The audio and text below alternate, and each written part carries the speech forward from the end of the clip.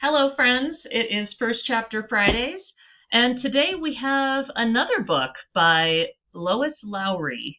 You'll remember last week we featured a book of hers called Number the Stars. Well, this is also by her, and apparently she must be pretty good because there's another Newbery Medal. Wow, that means that it's excellent literature. All right.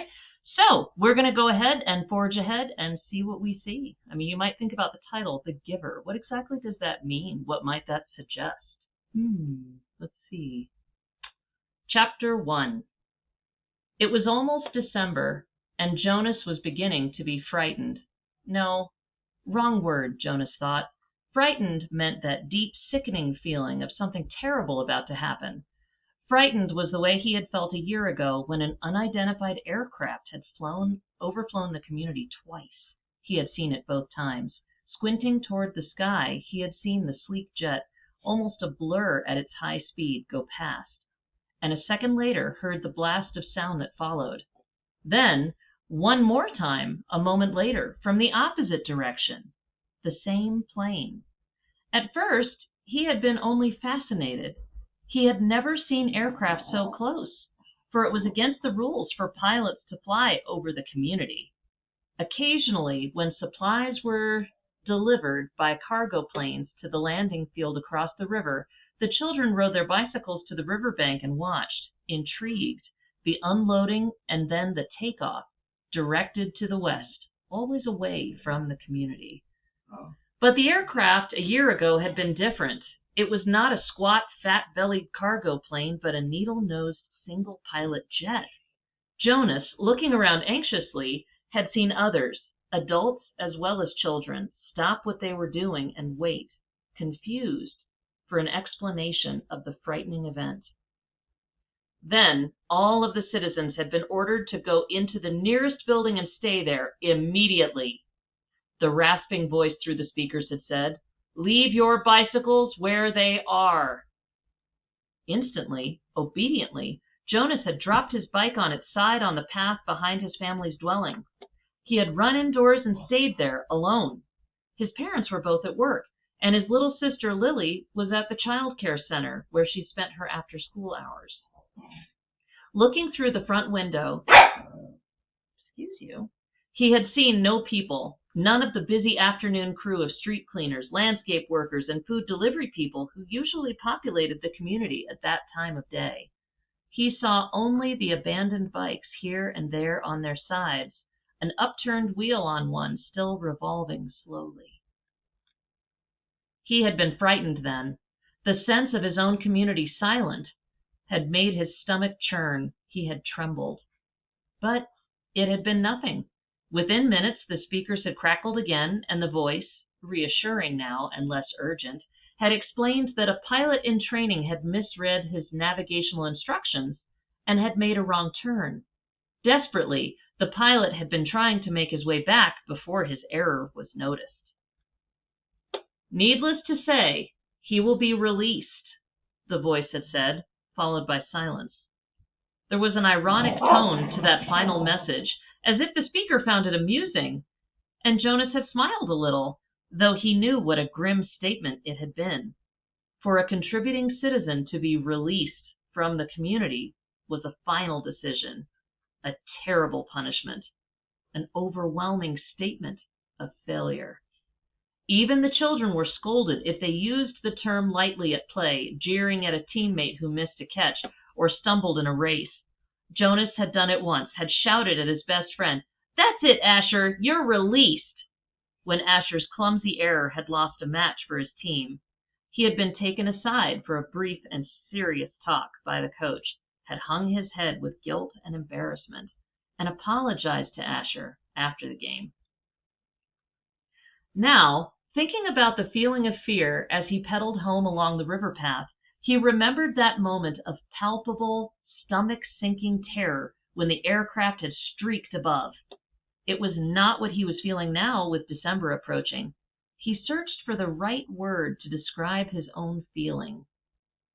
Jonas was careful about language, not like his friend Asher, who talked too fast and mixed things up, scrambling words and phrases until they were barely recognizable and often very funny. Jonas grinned.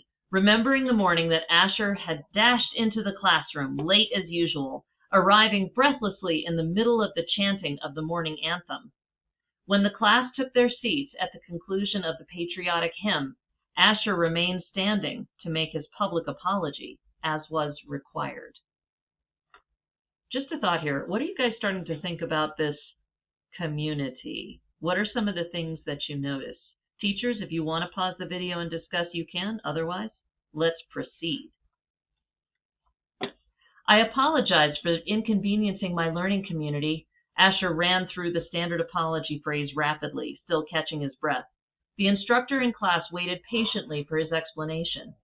The students had all been grinning because they had listened to Asher's explanations so many times before.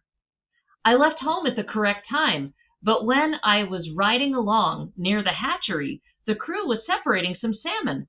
I guess I just got distraught watching them. I apologize to my classmates, Asher concluded. He smoothed his rumpled tunic and sat down. We accept your apology, Asher, the class recited, the standard response in unison. Many of the students were biting their lips to keep from laughing. I accept your apology, Asher, the instructor said. He was smiling. And I thank you because once again you have provided an opportunity for a lesson in language. Distraught is too strong an adjective to describe salmon viewing. He turned and wrote distraught on the instructional board. Beside it, he wrote distracted.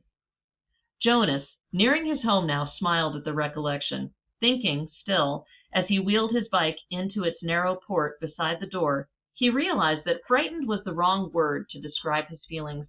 Now that December was almost here, it was too strong an adjective. He had waited a long time for this special December. Now that it was almost upon him, he wasn't frightened, but he was eager, he decided. He was eager for it to come. And he was excited, certainly. All of the 11s were excited about the event that would be coming so soon. But there was a little shudder of nervousness when he thought about it, about what might happen. Apprehensive, Jonas decided. That's what I am. Who wants to be the first tonight for feelings?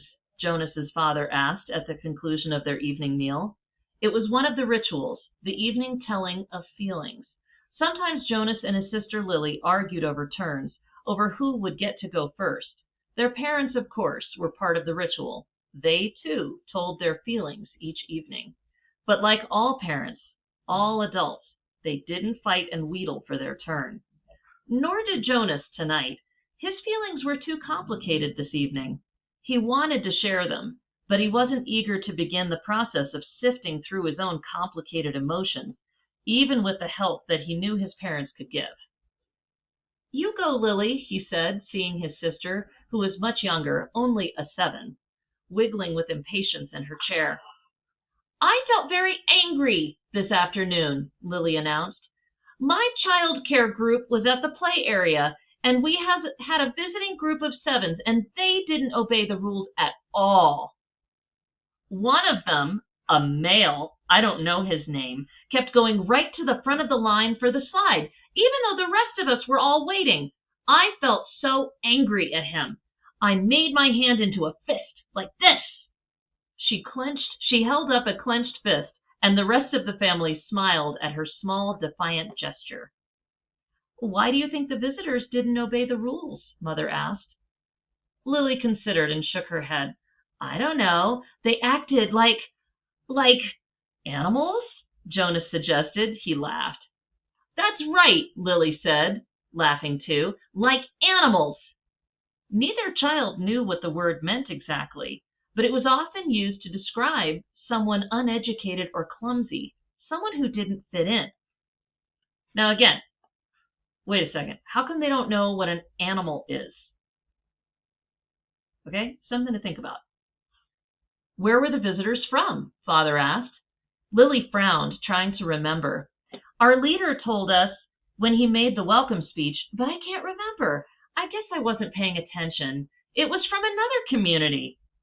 They had to leave very early, and they had their midday meal on the bus. Mother nodded. Do you think it's possible that their rules may be different? And so they simply didn't know what your play area rules were? Lily shrugged and nodded. I suppose. You've visited other communities, haven't you? Jonas asked. My group has, often. Lily nodded again. When we were sixes, we went and shared a whole school day with a group of sixes in their community. How did you feel when you were there? Lily frowned. I felt strange because their methods were different. They were learning usages that my group hadn't learned yet, so we felt stupid. Father was listening with interest. I'm thinking, Lily, he said, about the boy who didn't obey the rules today. Do you think it's possible he felt strange and stupid being in a new place with rules he didn't know about? Lily pondered that. Yes, she said finally. I feel a little sorry for him, Jonas said, even though I don't even know him. I feel sorry for anyone who is in a place where he feels strange and stupid. How do you feel now, Lily? Father asked. Still angry? I guess not, Lily decided. I guess I feel a little sorry for him. And sorry I made a fist. She grinned. Jonas smiled back at his sister. Lily's feelings were always straightforward, fairly simple, usually easy to resolve. He guessed that his own had been, too, when he was a 7. He listened politely, though not very attentively, while his father took his turn, describing a feeling of worry that he'd had that day at work, a concern about one of the new children who wasn't doing well. Jonas's father's title was nurturer. He and the other nurturers were responsible for all the physical and emotional needs of every new child during its earliest life. It was a very important job, Jonas knew, but it wasn't one that interested him much. What gender is it? Lily asked. Male, Father said. He's a sweet little male with a lovely disposition, but he isn't growing as fast as he should, and he doesn't sleep soundly. We have him in the extra care section for supplementary nurturing, but the committee's beginning to talk about releasing him. Oh, no, Mother murmured sympathetically. I know how sad that must make you feel. Jonas and Lily both nodded sympathetically as well. Release of new children was always sad because they hadn't had a chance to enjoy life within the community yet, and they hadn't done anything wrong. There were only 2 occasions of release, which were not punishment. Release of the elderly, which was a time of celebration for a life well and fully lived, and release of a new child, which always brought a sense of, what could we have done?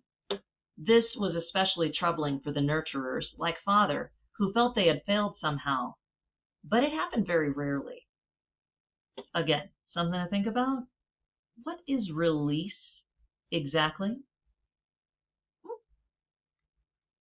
Well, Father said, I'm going to keep trying. I may ask the committee for permission to bring him here at night, if you don't mind. You know what the night crew nurturers are like. I think this little guy needs something extra. Of course, Mother said, and Jonas and Lily nodded. They had heard Father complain about the night crew before. It was a lesser job, night crew nurturing, assigned to those who lacked the interest or skills or insight for the more vital jobs of the daytime hours. Most of the people on the night crew had not even been given spouses because they lacked, somehow, the essential capacity to connect to others, which was required for the creation of a family unit. Maybe we could even keep him, Lily suggested sweetly, trying to look innocent. The look was fake, Jonas knew. They all knew. Lily, Mother reminded her, smiling, you know the rules. 2 children, 1 male, 1 female, to each family unit. It was written very clearly in the rules. Lily giggled. Well, she said, I thought maybe just this once. All right, guys. So this book is amazing. I read this a few years ago and loved it. If you choose to continue on, I have all the way through the end of chapter 2 as a PDF. Just ask your advice teacher. And I hope you have a wonderful day.